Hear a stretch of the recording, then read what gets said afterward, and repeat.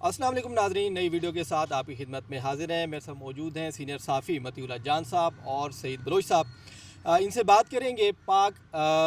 مذاکرات کی جو ایران اور امریکہ کے درمیان ہو رہے ہیں، اور پاکستان خبروں کی زینت بنا ہوا ہے کہ پاکستان مذاکرات کروا رہا ہے۔ اسلام آباد میں مذاکرات ہونے کی باتیں ہو رہی ہیں۔ سوشل میڈیا پر وزیر اعظم ہمارے ٹویٹ کرتے ہیں، جس کو ڈونلڈ ٹرمپ ری ٹویٹ بھی کرتے ہیں، اور پاکستان جو ہے وہ مرکز بنا ہوا ہے خبروں کا اس وقت۔ تو اس میں بات کریں گے کہ کیا پی ٹی آئی اور خصوصاً عمران خان کا فیوچر کیا ہوگا پاک بھارت جنگ کے بعد، جس طرح عمران خان کا کہا گیا کہ وہ ایریلیونٹ ہو چکے ہیں۔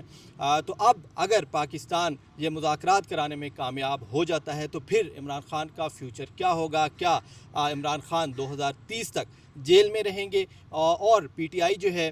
وہ اس میں پی ٹی آئی کا کیا کردار ہوگا تحریک کے حوالے سے، اور پی ٹی آئی کے لیے کیا مزید مشکلات پیدا ہو سکتی ہیں ان مذاکرات کے بعد؟ تو مطیع اللہ جان صاحب، آپ کیا دیکھتے ہیں سر کہ اگر مذاکرات کامیاب ہوتے ہیں ایران اور امریکہ کے، اور یہ جنگ ختم ہو جاتی ہے، تو پھر اس کے ایک تو پاکستان پر کیا اثرات ہوں گے؟ پاکستان کا جو امیج ہے انٹرنیشنلی پاک بھارت جنگ کے بعد جو ہوا، اس کے بعد کیا مثبت اس پہ اثر پڑے گا پاکستانی اکانومی سمیت پاکستان کے فیوچر پہ؟ اور پی ٹی آئی کے حوالے سے آپ کیا دیکھتے ہیں کہ کیا اس پر پی ٹی آئی کے لیے مزید مشکلات ہوں گی ان کیس کہ یہ مذاکرات کامیاب ہوتے ہیں اور جنگ ختم ہو جاتی ہے؟ بہت شکریہ امانت۔ آپ کی بات درست ہے کہ پاکستان اور امریکہ کے جو تعلقات ہیں وہ صرف سفارتی نہیں بلکہ ان کی ایک سیاسی نوعیت بھی ہے، بالکل۔ اور پاکستان اور امریکہ کے تعلقات کا اتنا اثر شاید امریکہ کی سیاست پہ تو نہیں پڑتا، مگر پاکستان کی سیاست پہ ضرور پڑتا ہے۔ تو پاکستان کی سیاست میں اس وقت ہم دیکھ رہے ہیں کہ جو ہماری اسٹیبلشمنٹ ہے، جو ہماری موجودہ حکومت ہے، وہ بھرپور انداز سے امریکہ کا اعتماد حاصل کرنے کی کوشش کر رہی ہے، کیونکہ امریکہ بادشاہ اگر ان کے ساتھ ہے تو آئی ایم ایف کی قسط بھی ملے گی، یورپ سے بھی مدد ملے گی، ورلڈ بینک سے بھی مدد ملے گی، اور جو عرب ممالک ہیں وہ بھی آپ کی مدد کریں گے۔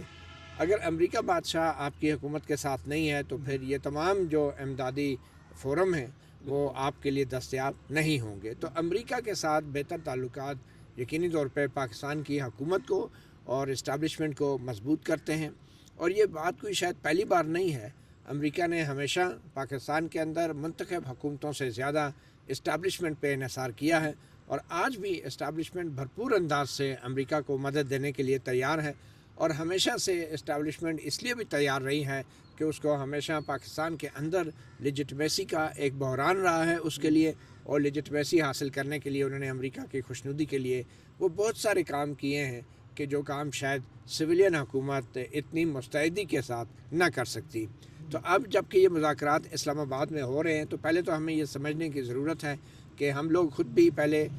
اس کو ایک ثالثی کا کردار گردانتے رہے ہیں، میرے خیال میں وہ بھی بات درست نہیں ہے، اور گو بٹوین کا یا میڈیٹر کا کردار جو ہے وہ بھی مجھے لگتا ہے کہ بات درست نہیں ہے۔ مگر عمان میں جو کچھ ہوتا رہا ہے کہ عمان میں جو مذاکرات ہوتے رہے ہیں، اس میں جو عمان کے دفتر خارجہ کے حکام تھے وہ لوگ جو ہیں بالواسطہ طور پہ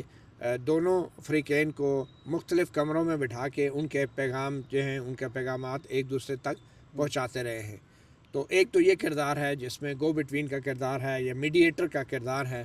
اور دوسرا کردار یہ ہے کہ ہم صرف ایک وینیو فراہم کر رہے ہیں۔ ہمارا جو ہے ایک قسم کا جیسے شادی ہال ہوتا ہے یا کوئی ہوٹل ہوتا ہے، وہاں پہ آ کے دولہا دلہن آ کے اپنا نکاح کر کے چلے جاتے ہیں۔ تو اس وقت کی جو ابھی تک معلومات ہیں اس کے مطابق تو ہم ایک شادی ہال کی فیسلٹیز ہی دے رہے ہیں، اور یہ ہم ایک پریمیسز دے رہے ہیں، ایک وینیو دے رہے ہیں امریکہ اور ایران کو۔ اور ویسے اسٹیو وٹکاف اور جارج کشنر جو ہیں وہ پہلے بھی ایران کے ساتھ بالواسطہ مذاکرات کرتے رہے ہیں، اور شاید براہ راست بھی کرتے رہے ہیں۔ اب اس کے موڈیلٹیز کیا ہوں گی وہ تو ابھی بعد میں پتہ چلے گا، لیکن اس سے پاکستان کو کتنا فائدہ ہوگا؟ اگر تو پاکستان اس میں مصالحت کار کا یا ثالثی کا کردار ادا کر رہا ہوتا تو پھر ڈیفینیٹلی ایک بہت بڑا کریڈٹ پاکستان کو مل سکتا تھا کہ اس نے ایک فیصلہ کیا جس میں دونوں فریقین نے تسلیم کیا ہے۔ مگر یہاں پہ اگر ہم صرف ایک شادی ہال کی سہولیات دے رہے ہیں تو مجھے نہیں لگتا کہ پاکستان جو ہے اس میں اس کو صرف ان فیسلٹیز کے ساتھ وہ کریڈٹ ملے گا جو ایک ثالث کو ملتا ہے، یا ایون میڈیٹر کو بھی مل سکتا ہے، کیونکہ ایک کریڈٹ تو عمان کو بھی جاتا ہے جو پہلے مذاکرات ہوتے رہے، پھر جو کریڈٹ عمان کو ایران نے میزائلوں کی شکل میں دیا وہ بھی ہمارے سامنے ہے. تو بس اللہ خیر ہی کرے. دعا یہ ہے کہ مذاکرات کامیاب ہوں، کیونکہ اگر ایک طرف ہم کریڈٹ لینے کی کوشش کر رہے ہیں تو دوسری طرف ہمیں ڈس کریڈٹ بھی مل سکتا ہے، اور اس میں مختلف فریقین کی طرف سے ہمارے حوالے سے شکوک و شبہات بھی پیدا ہو سکتے ہیں. اب اس کے براہ راست عمران سے کیا تعلق ہے، عمران خان کی رہائی سے کیا تعلق ہے؟ میرا یہ خیال ہے کہ میڈیا کے اوپر آبویسلی اس وقت پاکستان کی معیشت اور پاکستان میں جو پیٹرولیم پرائسز بڑھ رہی ہیں اس کی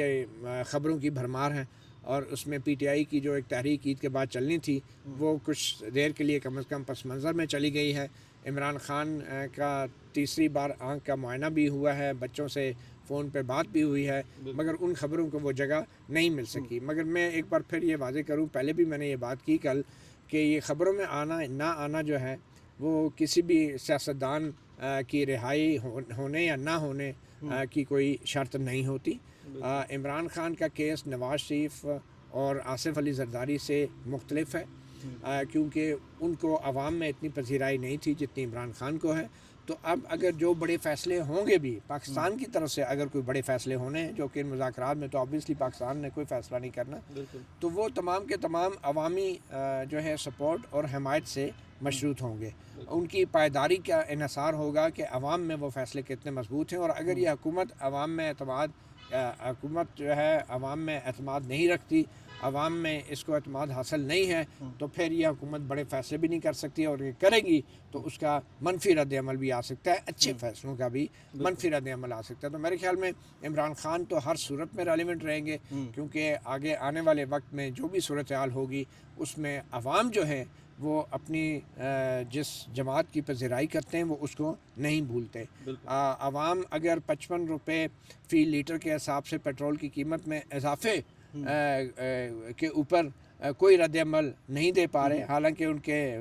دل میں سوچ جذبات اور غصہ اور نفرت تو بہت ہے، تو پھر اگر 55 روپے پیٹرول سستا بھی ہوگا یا عوام کے حق میں بھی کوئی چیز ہوگی تو اس کا بھی عوام کے جو ہے سیاسی وابستگیوں پہ کوئی اثر نہیں پڑے گا. اور جو عوام کے ساتھ ایک دفعہ ہو چکا ہے اس کے بعد شاید عوام بالکل لا تعلق ہو چکی ہے، اور یہ زیادہ خطرناک بات ہے کسی بھی حکومت یا ہماری اسٹیبلشمنٹ کے لیے. بالکل.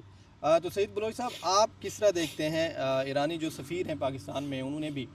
سوشل میڈیا پہ ایک پیغام جاری کیا ہے، اس میں ان کا یہ کہنا ہے کہ ابھی مذاکرات اس طرح شروع نہیں ہوئے، اور صرف ابتدائی جو بات چیت ہے مذاکرات کے لیے جو راہیں ہیں وہ ہموار کی جا رہی ہیں، اس میں پاکستان کا بھی کردار ہے، ترکیہ کا بھی ہے، اور بھی جو دوست ممالک ہیں وہ اس حوالے سے کوششیں کر رہے ہیں. تو آپ کو کیا لگتا ہے کہ یہ مذاکرات آگے بڑھیں گے؟ اور جس طرح متی صاحب نے بات کی کہ پاکستان سے ظاہر سی بات ہے پاکستان کے انٹرنیشنلی اس پہ اثرات ہو نہ ہوں، پاکستان کے لیے اس کے اثرات جو ہیں وہ ضرور ہوں گے، خصوصاً امریکہ کے لیے، کیونکہ امریکہ اگر آپ مذاکرات کامیاب ہو جاتے ہیں تو امریکہ آپ کے لیے ایک جس طرح پہلے آپ کو سپورٹ کر رہے ہیں انڈیا کے مقابلے میں، تو مزید اس میں کچھ بہتری آئے گی اور پاکستان کے لیے اچھے نتائج مرتب ہوں گے پاکستان کے لیے. بہت شکریہ امانت. دیکھیں عمران خان صاحب کے لیے کیا اثرات مرتب ہوں گے اس کی جانب جانے سے پہلے ہم پاکستان اور ہونے والے مذاکرات کے حوالے سے بات کر لیتے ہیں. ماضی میں بھی پاکستان امریکہ اور چین کے درمیان اپنا مصالحتی کردار ادا کرتا رہا ہے، لیکن موجودہ حالات میں اگر دیکھا جائے تو ہماری جب سے امریکی صدر ڈونلڈ ٹرمپ اپنے عہدے پر براجمان ہوئے ہیں تو ہماری حکومت اور اسٹیبلشمنٹ کی جانب سے متعدد ایسے واقعات جو ہیں وہ مشاہدے میں آ چکے ہیں جس کے مطابق امریکی صدر ڈونلڈ ٹرمپ اور ان کی ایڈمنسٹریشن کو خوش کرنے کی کوشش کی گئی. مثال کے طور پہ 5 مارچ 2025 کے روز امریکی صدر ڈونلڈ ٹرمپ نے امریکہ میں ایک تقریب سے خطاب کرتے ہوئے پہلی بار یہ انکشاف کیا تھا کہ پاکستان نے داعش کی ایک اعلیٰ شخصیت کو گرفتار کر کے امریکہ کے حوالے کیا ہے. بعد میں امریکی جنرل کوریلا نے امریکی کانگریس کی کمیٹی کے سامنے اس بات کا اعتراف کیا کہ پاکستان کے army chief general Asim Munir صاحب نے مجھے فون کیا اور انہوں نے مجھے بتایا کہ آپ سیکرٹری ڈیفنس کو یہ بتا دیں کہ ہم نے اس مطلوب کردار کو پکڑ لیا ہے جس کے بارے میں امریکہ کی جانب سے ہم سے مطالبہ کیا گیا تھا. تو یہ آن ریکارڈ چیزیں ساری موجود ہیں. اس کے علاوہ آپ دیکھیں کہ امریکی صدر کو خوش کرنے کے لیے پاکستان میں منرلز بل پاس کروانے کی کوشش کی گئی. گزشتہ سال 10 فروری کو وزارت توانائی کے جو معدنیات کا شعبہ ہے اس کی ڈی جی کی جانب سے 6 چیف سیکرٹریز یعنی کہ چاروں صوبائی اور گلگت بلتستان اور آزاد کشمیر کے چیف سیکرٹریز کو ایک خط لکھا گیا اور اس خط کے ساتھ باقاعدہ اس مسودے کی کاپی بھی بھجوائی گئی جو کہا گیا کہ یہ منوان یہی مسودہ آپ نے اپنی جو اسمبلیاں ہیں وہاں سے آپ نے یہ پاس کروانا ہے. اور بلوچستان سمیت میرے خیال میں دیگر تمام سے تو شاید وہ بل پاس ہو چکے ہیں, صرف خیبر پختونخوا والا رہ گیا تھا کیونکہ وہاں پاکستان تحریک انصاف کے کارکنوں نے مزاحمت کی اور ابھی تک وہ بل پاس نہیں ہو سکا. تو ایک تو یہ بھی ہو گیا کہ امریکی صدر کو کہا گیا کہ ہم آپ کو منرلز دیں گے, ہمارے قبائلی علاقوں میں ریئر منرلز موجود ہیں اور ہم امریکہ کو وہاں تک رسائی دینے کے لیے تیار ہیں. اور اس کے بارے میں بھی 3 مارچ 2025 کے روز وزارت خارجہ نے ایک اعلامیہ جاری کیا تھا. اس کے آخری پیراگراف میں غالباً دوسری یا تیسری لائن کے اندر ان معدنیات کا ذکر بھی موجود تھا. اس کے بارے میں ہمیں معلوم نہیں تھا. داعش کی اہم شخصیت کو ہم نے پکڑا, امریکہ کے حوالے بھی کر دیا. ہمیں یہ بھی نہیں بتایا گیا کہ ہم نے پکڑ کے اس کو امریکہ کے حوالے کیا. امریکی صدر اگر وہ ذکر نہ کرتے تو شاید ہمیں کبھی بھی اندازہ نہ ہوتا. اسی طرح اور بھی بہت سارے ایسے معاملات ہیں جہاں امریکی صدر کو خوش کرنے کی خاطر خواہ کوشش کی گئی ہے. تو یہاں ہماری کرپٹو کرنسی والا جی ابھی وہ پچھلے دنوں دیکھیں وہ خبر سامنے آئی کہ امریکی صدر ڈونلڈ ٹرمپ کے جو داماد ہیں جیریڈ کشنر, ان کی کوئی فیملی کمپنی ہے کرپٹو کرنسی, اس کے اندر پاکستان جو ہے وہ سرمایہ کاری کرنے کے حوالے سے پیش رفت کر رہا ہے. اور پاکستان میں بھی باقاعدہ کرپٹو کرنسی کے حوالے سے کونسل بنائی گئی. بلال بن ثاقب کو اس میں ایک اہم عہدہ بھی دیا گیا. اور پچھلے دنوں آپ کو پتہ ہے کہ اس میں کچھ سرمایہ ڈوبنے کے حوالے سے بھی خبریں پاکستان میں گردش کرتی رہی ہیں. تو یہ چیزیں چل رہی ہیں, ساتھ ساتھ چل رہی ہیں. ہماری اسٹیبلشمنٹ کی, ہماری حکومت کی یہ کوشش ہے, خواہش ہے کہ ہم امریکی صدر ڈونلڈ ٹرمپ کو خوش کریں, ان کے سامنے کچھ ایسی چیزیں ہوں جس کی وجہ سے موجودہ رجیم کو, ہم حکومت کو اس کو جو ہے وہ وینٹیلیٹر جو ہے وہ فراہم ہوتا رہے. ابھی یہاں تک آپ دیکھیں کہ جب 27ویں ترمیم منظور ابھی ہو رہی تھی تو اس سے پہلے ہی یہ خبریں سامنے آنا شروع ہو چکی تھی کہ پاکستان کی شاید موجودہ جو اسمبلی ہے اس کی مدت بھی بڑھائی جا سکتی ہے. اور اس کے لیے اب آئینی عدالت میں ایک درخواست جائے گی اور ممکنہ طور پر موجودہ اسمبلی کی مدت بھی بڑھائی جا سکتی ہے. تو اس طرح کی باتیں آپ اس وقت تک نہیں کر سکتے جب تک آپ کو یورپ, امریکہ یا یورپی یونین یا ادھر دیگر جو طاقتور فریق ہیں ان کی جب تک آپ کو آشیرواد حاصل نہ ہو. یورپی یونین نے تاحال آپ کے عام انتخابات 2024 کی جو اس کی الیکشن جو رپورٹ ہوتی ہے ان کی, جو ان کا آبزرور گروپ پاکستان میں آتا ہے اور اس پہ رپورٹ تیار کرتا ہے, وہ رپورٹ ابھی تک جاری نہیں کی گئی. کامن ویلتھ کی بھی لیک ہوئی گزشتہ سال ستمبر کے مہینے میں جب drop site news website کی جانب سے وہ رپورٹ لیک کی گئی اور پھر اس کے بعد غالباً 30 ستمبر 2025 کو انہوں نے آفیشلی اس کو جاری بھی کر دیا. تو یہاں ہماری اسٹیبلشمنٹ, ہماری حکومت پوری کوشش تو کر رہی ہے, لیکن سوال یہ ہے کہ ان تمام معاملات میں کیا ان کو امریکہ سے وہ حمایت حاصل ہو سکتی ہے یا عمران خان صاحب کو ارریلیونٹ کیا جا سکتا ہے. یہاں اگر ہم ارریلیونٹ کرنے کی بات کریں تو دیکھیں پچھلے سال جب پاک بھارت جنگ ہوئی اور اس میں پاکستان نے امریکی صدر کو کہا مصالحت کے حوالے سے, جنگ بندی رکوانے کے حوالے سے, پھر امریکہ کی جانب سے بھی کہا گیا کہ ہمیں بھارت نے کہا ہے کہ آپ یہ جنگ بندی کروائیں, پاکستان کچھ بڑا کرنے والا ہے. اور اس میں پھر بعد میں آپ کو پتہ ہے کہ امریکی صدر ڈونلڈ ٹرمپ بھارتی وزیر اعظم نریندر مودی کو جگتے مارتے رہے, طنز کرتے رہے کہ پہلے کہا 5 جہاز گرائے, پھر 6, پھر 7, پھر وہ 8 پہ پہنچ گئے. لیکن مجھے لگتا ہے کہ آئندہ وہ بھارتی وزیر اعظم کو جہاز گرانے کی بات نہیں کریں گے, کیونکہ اب ایران جنگ میں ان کے اپنے تقریباً کوئی 15-16 جہاز گر چکے ہیں, جس میں ایک F-30 بلکہ 2 F-35 ہیں جو ڈیمیج ہو چکے ہیں, جس کو اسٹیلتھ کہا جاتا تھا, جس کے بارے میں پوری دنیا میں بڑی مارکیٹنگ کی گئی کہ یہ امریکہ کی state of the art technology ہے. اور یہ صرف چند جو ان کے اپنے انتہائی قریبی نیٹو ممالک ہیں جیسے برطانیہ ہے, اسرائیل ہے, ان ممالک کو یہ آفر کیے گئے اور ان کو دیے گئے. اور F-22 تو وہ ہے جس کے جو صرف اس وقت امریکہ کے پاس ہے, وہ کسی اتحادی کو بھی آج تک نہیں دیا گیا. تو وہ ساری ٹیکنالوجی بھی ان کی ایکسپوز ہو چکی ہے. ایران نے اپنے state of the art radar system سے ان کو مار گرایا. تو اب وہ یقیناً یہ بات تو نہیں کریں گے. دوسرا جو موجودہ مذاکرات چل رہے ہیں, اب اس میں فیسیلیٹیشن کرنے والی جو متی صاحب نے بات کی ہے کہ پاکستان کا کردار بالکل ایسا ہی ہے کہ لڑکا لڑکی کی شادی ہونی اور ہم ان کو صرف ایک وینیو فراہم کر رہے ہیں. اب اس وینیو فراہم کرنے میں ہم یہ سہولت ہماری حکومت اور اسٹیبلشمنٹ حاصل کرنے کی کوشش کر رہے ہیں کہ ہمیں امریکہ سے کوئی ایسی چیز مل جائے کہ امریکہ ہم سے خوش ہو اور اب موجودہ جو سیٹ اپ ہے اس کو قبول کر لے. اس کو 2030 تک تو اب ہماری اسٹیبلشمنٹ کی خواہش ہے نا کہ جب تک یہ جو توسیع ملی ہے پچھلے سال آرمی ایکٹ میں جو ترمیم ہوئی اس کے بعد، تو کم از کم یہ 2030 تک تو یہ معاملات کو چلیں، اور 2030 کے بعد پھر آگے دیکھا جائے گا۔ ویسے پلان 2035 تک ہے، اور یہ باتیں خود اسٹیبلشمنٹ کے جو قریب سمجھے جانے والے صحافی حضرات ہیں وہ خود کر چکے ہیں۔ پچھلے سال جب آرمی ایکٹ میں ترمیم ہوئی اس کے فوری بعد یہ ساری باتیں آنا شروع ہو چکی تھی۔ اور ابھی بھی آپ دیکھیں پاکستان کے اندر انسانی حقوق کے معاملے پر اقوام متحدہ کے آبزرور جو ان کا وہ گروپ ہے، ورکنگ گروپ ہے، اس کی رپورٹس موجود ہیں۔ عمران خان صاحب کی سولیٹری کنفائنمنٹ کے حوالے سے ان کی پریس ریلیزز موجود ہیں۔ اس کے علاوہ ان کے جو اسپیشل ریپیوٹر ہیں ان کی جانب سے اس پر باقاعدہ پریس ریلیز جاری کی گئی، ویڈیو بیانات موجود ہیں۔ پاکستان میں انسانی حقوق والے معاملے کے اوپر یورپ، امریکہ، یورپی یونین مکمل طور پر خاموش ہے۔ جیسے میں نے کہا کہ یورپی یونین کی تاحال وہ رپورٹ پبلک نہیں کی گئی، اور 2-3 بار ان سے مطالبہ بھی کیا گیا جو رائٹ ٹو انفارمیشن ایکٹ ہے یورپ کا اس کے مطابق، لیکن اس کے باوجود کہا گیا کہ پاکستان کے ساتھ ہمارے جو سفارتی تعلقات ہیں وہ خراب ہو سکتے ہیں، ان پر اثر پڑ سکتا ہے، اس لیے ہم آپ کو یہ جاری نہیں کر سکتے۔ یہ باقاعدہ جو لیٹر لوگوں کو لکھے گئے جنہوں نے وہ رپورٹ مانگی تھی، ان کو یہ جوابی خطوط میں یہ بات کی گئی ہے۔ تو انسانی حقوق پر خلاف ورزیوں پر خاموشیاں ہیں،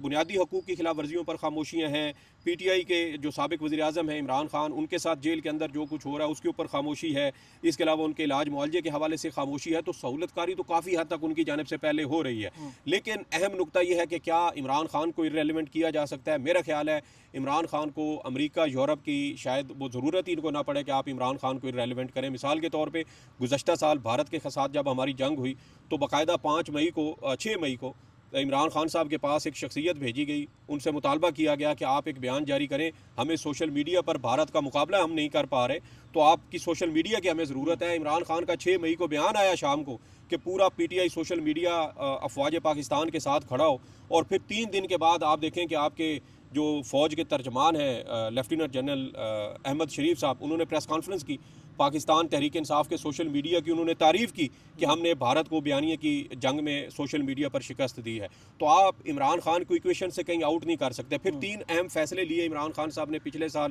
ایک تو انہوں نے سہیل افریدی کو وزیر اعلیٰ بنایا، وہ فاٹا سے تھے، فاٹا قبائلی اضلاع میں ہے، امریکہ کی خواہش تھی کہ جو فاٹا کے اندر منرلز ہیں وہ ہمارے تک ان کو رسائی دی جائے۔ اور آپ کو یاد ہوگا وزیر اعظم اور فیلڈ مارشل جب گزشتہ سال غالباً نومبر کے مہینے میں امریکہ گئے تھے تو انہوں نے وہ باقاعدہ ایک بریف کیس کے اندر وہ منرلز لے کے بھی گئے تھے جو ان کو امریکی صدر کو دکھائے گئے تھے۔ تو سہیل افریدی کو جب آپ نے وزیر اعلیٰ بنا دیا فاٹا سے تو وہ بل بھی رک گیا، فاٹا انضمام بھی رک گیا، اور آپ امریکہ کو یہ بھی کہہ رہے ہیں کہ بھائی قبائلی اضلاع تک اگر آپ کو اپروچ چاہیے تو آپ مجھے بائی پاس کر کے نہیں جا سکتے، میرے ساتھ آپ کو انگیج ہونا پڑے گا، اور تبھی آپ قبائلی علاقوں میں موجود منرلز تک رسائی حاصل کر سکتے ہیں۔ دوسرا، آپ نے محمود اچکزئی صاحب کو بنا دیا قومی اسمبلی کے اندر اپوزیشن لیڈر، اس میں بھی اسٹیبلشمنٹ وہ اینٹی اسٹیبلشمنٹ شخصیت سمجھے جاتے ہیں، اور ان کے جو سخت موقف ہے اس کے بارے میں اب حکومتی شخصیات کو خود اعتراضات موجود ہیں کہ بات چیت جو ہے وہ شاید نہ ہو سکے، اور نہ آج تک محمود اچکزئی صاحب کی عمران خان سے ملاقات کروائی گئی، اگرچہ وہ کئی بار یقین دہانی کروا چکے ہیں کہ میں آپ کو عمران خان سے ضمانت لے کے دوں گا کہ آپ کے ساتھ وہ کسی قسم کا کوئی برا سلوک یا کوئی انتقام وہ آپ سے نہیں لے گا، لیکن اعتبار نہیں بن رہا۔ پھر آپ دیکھیں علامہ راجہ ناصر عباس صاحب کو سینیٹر میں اپوزیشن لیڈر بنایا، اب وہ ایران کے حوالے سے ان کا جو ایک جھکاؤ ہے وہ آپ کی سامنے موجود ہے۔ اور ابھی 2 روز پہلے جو حکومتی شخصیات پریس کانفرنس کر رہی تھیں، گزشتہ روز آپ دیکھیں کہ اورنگزیب فاروقی صاحب نے پریس کانفرنس کی اور کہا کہ علامہ راجہ ناصر عباس کے خلاف غداری کے مقدمات قائم کیے جائیں۔ تو یہاں آپ دیکھیں کہ عمران خان صاحب نے جیل سے بیٹھ کر یہ 3 اہم فیصلے کیے، اور وہ آپ کی نہ صرف اندرونی سیاست کے ساتھ انتہائی اہمیت رکھتے ہیں بلکہ وہ آپ کی خارجہ پالیسی کو بھی وہاں سے کہیں نہ کہیں سے وہ کنٹرول کر کے یا اس کے اوپر اپنی گرفت جو ہے وہ آپ کو شو کر رہے ہیں۔ تو میرا نہیں خیال کہ ان حالات میں آپ جو مرضی ان سے ضمانتیں لے لیں، جو مرضی ان سے گارنٹیاں لے لیں، مجھے نہیں لگتا کہ ہماری اسٹیبلشمنٹ یا حکومت کو امریکہ سے وہ بلینک چیک اس حوالے سے مل جائے۔ اور اگر فرض کریں امریکہ دے بھی دے تو بہت سارے فیکٹرز ایسے ہیں جو امریکہ کی دسترس میں نہیں ہے، جیسے ایران میں وہ رجیم چینج کرنا چاہتے تھے لیکن جو ان کے اندرونی سیاسی حالات تھے وہ آڑے آ گئے، آج تک رجیم چینج نہیں ہوا، پوری آپ نے 40 بندے ٹاپ کے مار دیے لیکن آپ کا جو ہے وہ مقصد پورا نہیں ہوا۔ کل کی خبر ہے کہ اسرائیلی وزیر اعظم نے موساد کو ڈانٹ پلائی اور اس سے ناراضگی کا اظہار کیا کہ آپ نے تو مجھے یقین دہانی کروائی تھی کہ ہم ایران کے اندر رجیم چینج کر لیں گے، ان کی حکومت کے خلاف بندے باہر نکلیں گے اور ہم یہ حکومت گرا دیں گے، نہیں ہو سکا۔ تو یہ دیکھیں کہ بہت سارے فیکٹرز ہیں جو آپ باہر سے تو بیٹھ کے کیلکولیٹ کرتے ہیں لیکن جو اندرونی حالات ہوتے ہیں وہ اس کے آڑے آ جاتے ہیں. اور جو موجودہ حالات پاکستان کے اندر غربت, مہنگائی, بے روزگاری, ٹیکسز میں اضافہ, پیٹرولیم مصنوعات کی قیمتوں میں اضافہ, میرے خیال میں وہ جو بات عمران خان نے عوامی انقلاب کی ہے وہ چنگاری کسی بھی وقت بھڑک سکتی ہے. باقی جو اندرونی فیکٹرز ہیں سارے میرے خیال میں وہ تو پورے ہیں, اور وہ جب اس طرح کی کوئی صورتحال بنے گی تو یہ چیزیں اس سے ملٹیپلائی ہوں گی. بالکل عمران خان کو ایریلیونٹ عمران خان نہیں ہوں گے. تو سر وینیو کی بات ہوئی شادی ہال کی کہ شاید ون ڈچ ہوگی اور جلدی یہ مذاکرات جو ہیں اس پہ کام ہوگا. جس طرح ایرانی سفیر نے بھی کہا کہ یہ ابھی ابتدائی کوششیں ہیں, مذاکرات اس حوالے سے نہیں ہیں, نہ تو ایران نے بات کی ہے نہ ہی امریکہ نے ڈائریکٹ ان سے بات کی ہے. تو سر آپ کو ایک تو یہ مذاکرات جو ہیں یہ کتنے آپ کو چانسز لگتے ہیں کامیاب ہونے کے, کیونکہ ابھی تک وہ کلیئر چیزیں سامنے نہیں آئی کہ دونوں طرف سے کیا کنڈیشنز ہیں. امریکہ نے تو کیا تھا کہ 15 پوائنٹس انہوں نے بتائے تھے, ایران کی جانب سے بھی کچھ مطالبات کیے جا رہے ہیں. تو ایک تو یہ بتائیے گا کہ کتنے چانسز آپ کو لگتے ہیں جب مذاکرات کامیاب ہونے کے, پاکستان کا اس میں کردار کیا ہے, اور دوسرا کیا اگر یہ کامیاب ہوتے ہیں جس طرح شروع میں ہم نے بات کی تو عمران خان صاحب 2030 تک آپ کو کیا لگتا ہے کہ وہ جیل میں ہی رہیں گے؟ امانت مذاکرات کی کامیابی سے پہلے تو میں سعید بلوچ صاحب جو ہیں ان کے تجزیے کو میں خراج تحسین پیش کرنا چاہتا ہوں. انہوں نے جس طریقے سے امریکہ کے انفلوئنس یا اثر کو پاکستان جیسے ممالک میں ایکسپلین کیا ہے, میرے خیال میں اس سے بہتر کوئی انالیسس نہیں ہو سکتا. دوسری بات یہ ہے کہ رجیم چینج کا جو امریکہ دھمکیاں لگا رہا تھا ایران میں, آپ یہ دیکھیں نا امریکہ کے نزدیک رجیم چینج کیا ہے, امریکہ کے نزدیک رجیم کی امپورٹنس کیا ہے. ایران میں وہ رجیم کو گرانا چاہتے ہیں, پاکستان میں رجیم گرنے نہیں دینا چاہتے. وہ تو یہ دونوں طرف مسئلہ سارا رجیم کا ہے. یہاں سے آپ اس بات کو اندازہ کر سکتے ہیں کہ امریکہ جو ہے وہ خاص طور پہ ڈونلڈ ٹرمپ کا جو امریکہ ہے وہ کبھی بھی پبلک سینٹیمنٹس اور عوام کی جو رائے ہے اس کا اب احترام نہیں کر رہا. اب صدر ٹرمپ اپنی امریکہ کی عوام کی رائے کا بھی احترام نہیں کر رہے. صدر ٹرمپ کے اپنے امریکہ میں انسانی حقوق کی جو صورتحال ہے وہ بھی آپ کے سامنے ہے. تو پاکستان کے اندر وہ کیوں جو ہے کسی رجیم کو گرائے گا یا تبدیل کرنے میں مدد دے گا. امریکہ کا صدر ٹرمپ جو ہے اس کے نزدیک سب سے اہم چیز امریکہ کی اکانومی ہے. اور آپ یہ دیکھیں کہ صدر ٹرمپ ایک بزنس مین ہے, ایک شو مین ہے. یہ دونوں چیزیں مل کر اگر آپ مذاکرات کی کامیابی کا اگر آپ تجزیہ کریں گے تو وہ بڑا آسان ہے ایران کے لیے بھی. اور ابھی تک کی جو معلومات سامنے آ رہی ہیں خود صدر ٹرمپ بھی بتا رہے ہیں, اس سے لگتا یہ ہے کہ صدر ٹرمپ کو ایران نے بھی کوئی دانہ ڈال دیا ہے, اور وہ دانہ آبنائے ہرمز کے اوپر کچھ مال کمانے کا ہے. اور ایک طرف تو مجھے لگتا ہے کہ ایران جو ہے اس نے آبنائے ہرمز پہ اپنی وہ قانونی ملکیت بھی ثابت کر دی ہے کہ جو شاید اس جنگ سے پہلے کسی کو کلیئر نہیں تھی, وہ سب کے لیے کھلا تھا. مگر اب آبنائے ہرمز ایران کی مدد, ان کی مرضی, منشا اور منظوری کے بغیر استعمال نہیں ہوگا. اور اس کے لیے ایران نے کچھ اشارے ایسے دے دیے ہیں کہ جس میں امریکہ کو بھی انہوں نے کچھ آفر کی ہے بظاہر, جو صدر ٹرمپ بھی اشارتاً بات کر رہے ہیں اور کہہ رہے ہیں کہ بہت بڑا کوئی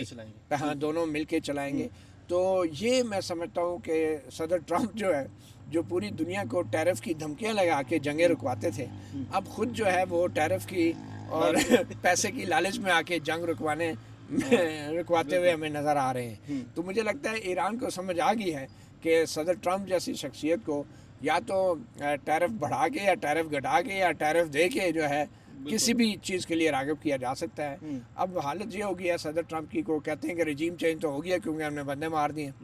ٹھیک ہے نا. اور اس کا یہ مطلب ہے کہ جن ممالک میں رجیم چینج نہیں ہوئی وہ اس لیے نہیں ہو رہی کہ وہ بندے زندہ ہیں, ابھی انہیں مارا نہیں گیا. مطلب کیا رجیم چینج بندے مرنے سے ہوتی ہے؟ ٹھیک ہے, رجیم چینج جو ہوتی ہے کہ عوام, اگر آپ کہتے ہیں کہ عوام کو, پہلے تو یہی کہہ رہا تھا نا کہ امریکی اپیلیں کر رہے تھے کہ ایران کے عوام نکل آئے رجیم چینج کے لیے, یہی کہہ رہے تھے نا. تو ایک طرف تو ان کو بڑا دھیان ہے جناب کہ ایران میں عوام جو ہے وہ اس حکومت کے خلاف ہے, تو دوسرے ممالک میں جہاں عوام خلاف ہے وہاں پہ آپ کیا کر رہے ہیں؟ وہاں پہ بھی تو آپ دیکھیں نا اپنی پالیسی واضح کریں.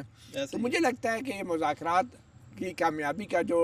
ٹرمپی معیار ہے وہ یہی ہے کہ کچھ لو اور کچھ دو. اینڈ پہ جو ہے یہی ہوگا کہ صدر ٹرمپ کو بھی دانہ ڈال دیں گے ایران, وہ کہیں گے کہ جناب یہاں سے گزرنے والا جو اس پہ کچھ چنگی ہم لے لیتے ہیں, کچھ آپ کو دے دیں گے, آپ کو ہم کچھ پروجیکٹ دے دیتے ہیں کہ جو اسٹیٹ آف ہرمز ہے اس میں کوئی ڈیولپمنٹ کا ایسا کام کریں کہ جہازوں کی گنجائش بڑھ جائے. گزرنے کی گنجائش بچ جائے، اس کی ڈریجنگ ہو، اس کے اندر کوئی ایسے پروجیکٹس ہوں جس میں امریکہ کو ٹھیکہ دے دیں گے اور امریکہ بھی خوش، اور ایران جو ہے اس کو وہ جو پہلے نہیں کر رہا تھا، یعنی جو چونکہ وصول نہیں کرتا تھا، مفت میں جہاز گزر رہے تھے، ایران کو بھی فائدہ، اور پھر اگر سینکشن بھی ختم ہو جاتی ہے ایران کی بالکل تو الٹیمیٹلی ڈیفینیٹلی پورے خطے کو فائدہ ہے، پاکستان کو فائدہ ہے جس کی گیس پائپ لائن کا پروجیکٹ ہے جو رکا ہوا ہے، مگر اس میں صرف ایک چیز رکاوٹ آئے گی کہ ایران جو ہے صرف پاکستان کے لیے گیس پائپ لائن پروجیکٹ اس نے شروع نہیں کیا تھا، اس میں انڈیا کو بھی شامل کرنا تھا، تو میرے خیال تھا کہ یہ آئی پی آئی کی جو گیس پائپ لائن ہے ایران، پاکستان اور انڈیا کی،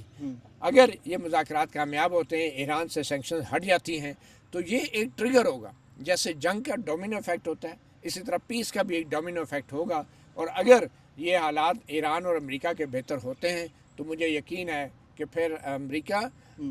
بھی پاکستان اور انڈیا کے حالات بہتر کرنے کے لیے کوئی نہ کوئی رول ضرور پلے کرے گا، اور اس میں ایک ایسا رول ہو سکتا ہے کہ جس میں انڈیا کو بھی فائدہ ہو، پاکستان کو بھی فائدہ ہو، ایران کو بھی فائدہ ہو، امریکہ کو بھی فائدہ ہو۔ صرف آپ دیکھنے کی بات یہ ہے کہ جو یورپی ممالک ہیں وہ کتنے کسی بھی ایسی ڈیل سے خوش ہوں گے جس پہ اسٹریٹ آف ہرمز پہ امریکہ کا کنٹرول بڑھے گا، کیونکہ چائنا اور جو یورپین ممالک ہیں ان کے تیل کی 1/5 ترسیل جو ہے وہ اسی اسٹریٹ آف ہرمز سے ہوتی ہیں، اور اگر یہاں پہ امریکہ آ کے بیٹھ جاتا ہے تو پھر امریکہ جو ٹیرف پہلے یورپین ممالک پہ لگا رہا تھا، اب مزید ٹیرف جو ہے وہ لگا کے اپنی جو اسٹیٹ آف ہرمز پہ جو شراکت داری ہے ایران کے ساتھ اس کو بھی اسٹیبلش کرنے کی کوشش کرے گا، اور یہ بہت بڑی ایک قسم کا میں سمجھتا ہوں ایرانی ریولوشن سے بڑا ریولوشن ہوگا یہ اگر ایسا ہوا کہ امریکہ اور ایران جو ہے کسی بھی معاملے میں پارٹنر بن جائیں اور سینکشنز ختم ہو جائیں۔ بالکل۔ تو سر لاسٹ پہ کہ عمران خان صاحب کے حوالے سے آپ کو کیا لگتا ہے اگر ان کیس مذاکرات یہ کامیاب ہوتے ہیں تو جس طرح باتیں کی جا رہی ہیں کہ پاک بھارت جنگ کے بعد بھی پی ٹی آئی کے لیے مشکلات بڑی ہیں، تو کیا عمران خان صاحب آپ کو لگتا ہے کہ 2030 تک جب تک یہ حکومت ہے مزید اسٹرانگ اگر ہوتی ہے ہماری اسٹیبلشمنٹ تو 30 تک عمران خان صاحب کی رہائی کے چانسز نہیں ہوں گے، کم ہو جائیں گے؟ دیکھیں جب تک عمران خان ضمانت پہ باہر نہیں آتے ہیں، ان کی سزا معطل نہیں ہوتی، پاکستان میں سیاسی استحکام نہیں آ سکتا۔ بالکل ٹھیک ہے، عمران خان کوئی نواز شریف یا آصف زرداری نہیں ہے کہ جن کو اس طریقے سے اتنے طویل عرصے تک جیل میں رکھا جائے، اور ان کے ساتھ عوامی حمایت بھی نہیں تھی، اور یہی وجہ تھی کہ ان کو ڈیل کر کے باہر آنا پڑا تھا۔ ایسے ہی ہے۔ تو یہ ایک لاوا ہے، یہ ہمیں ماننا پڑے گا